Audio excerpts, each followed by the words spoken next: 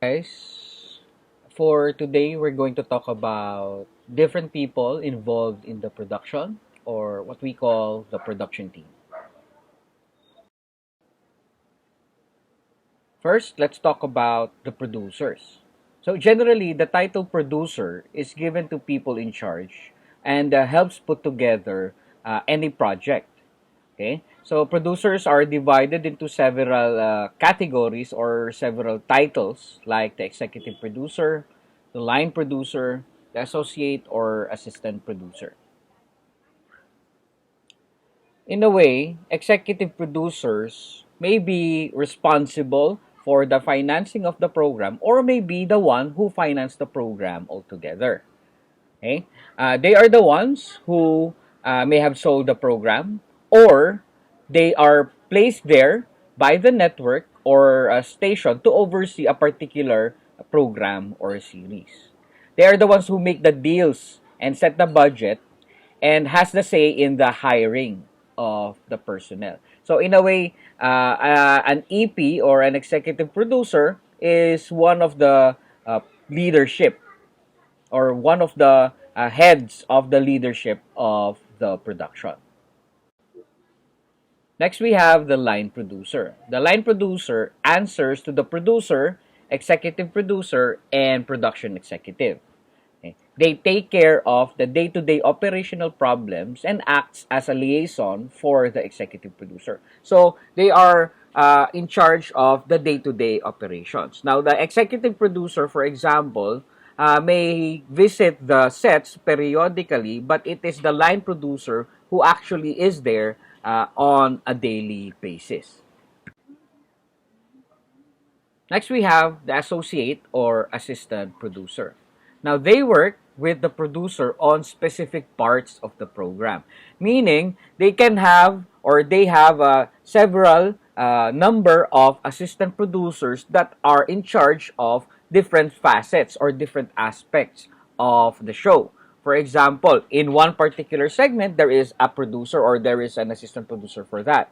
Assistant producer for location and another AP for, let's say, coordination between the actors and the production company itself.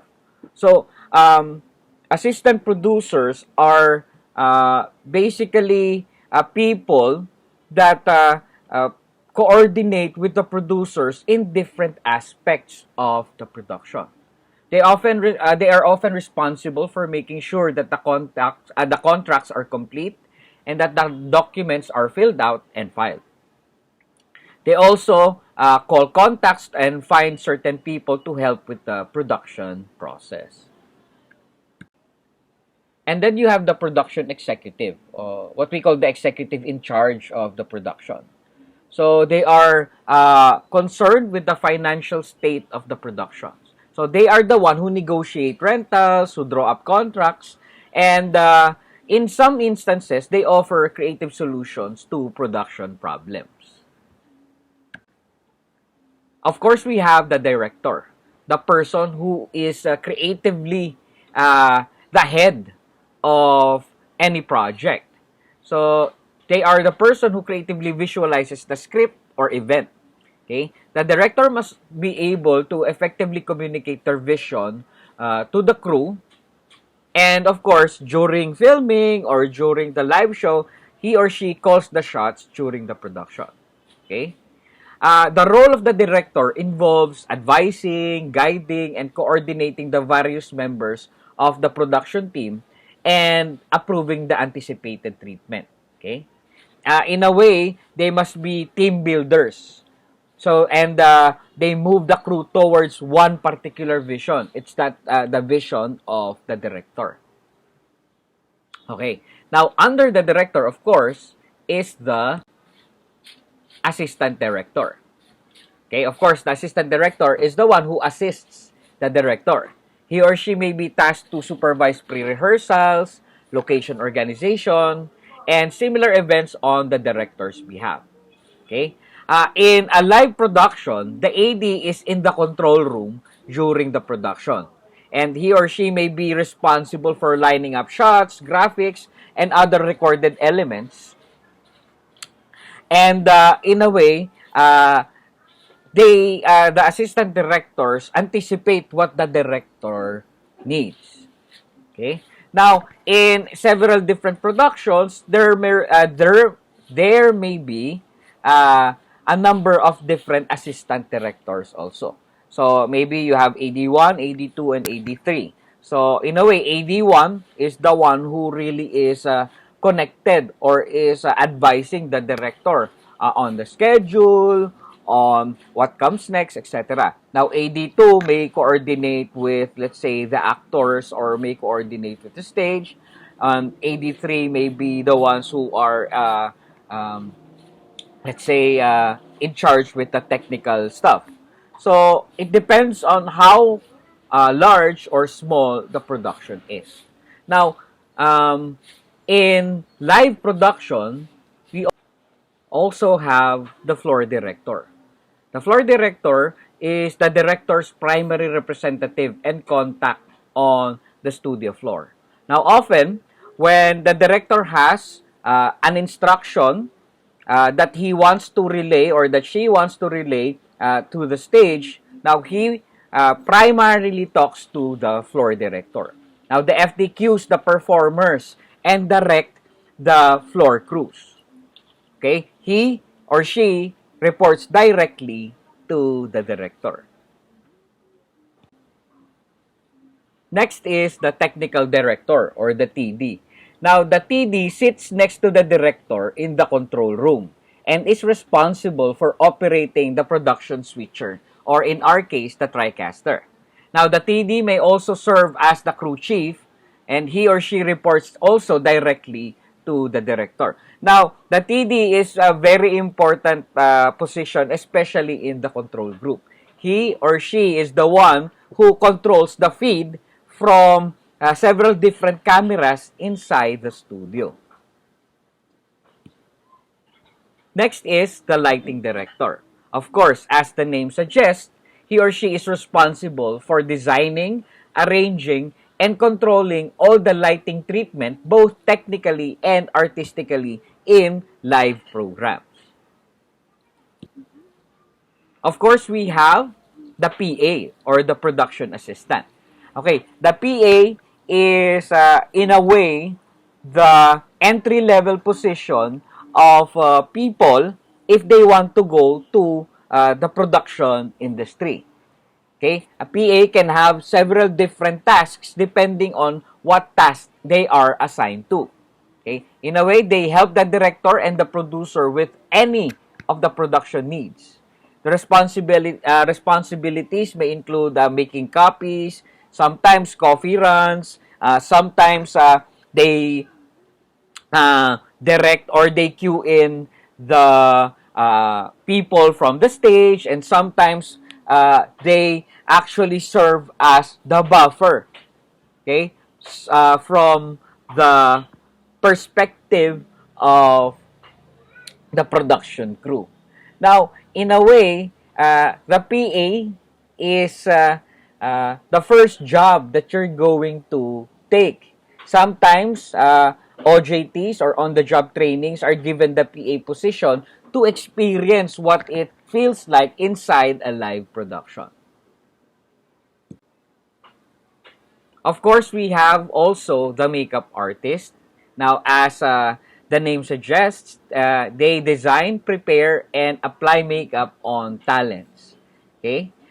They have a hairstylist, makeup assistants, and sometimes they also are included with the team that also has the costume designers, where they design and select performers' costume or even wardrobe. Okay, so the makeup artist and the costume designer is a part of one team. Okay. Then we have the graphics operator. He or she is responsible for the design and preparation of the graphics for the series of shows or one show. Normally, they are also beside the director and beside the technical director. And of course, we have the camera operators or the camera persons. Now, they are in charge in setting up and operating the camera. Okay? Of course, the camera and the camera operator captures the frames and the image, okay, as instructed by the director. Next, we have audio technicians. They are responsible for the technical and artistic quality of the program sound. Now, they determine the number of placement of microphones required in production also, and they ensure that the audio cables are properly plugged in to the audio mixer. Now, this is a very important job as well because they have to coordinate with the stage and the control booth as well in terms of sound quality, music quality, how high or how loud or how soft the audio is. So they are the ones who are responsible to basically all the audio aspects of the production. Then we have the set designers, where they conceive designs and organize the entire scenic treatment of a production. Okay? They are the ones who dress the set. They are the ones who somehow conceptualizes and executes what the set looks like. Of course, next we have the writers. The writers are the ones who are responsible for writing the script. At times, writers are assisted by researchers who obtains data, information, and references. Now, sometimes the researchers are also assigned to, or the researcher position is assigned to a production assistant as well.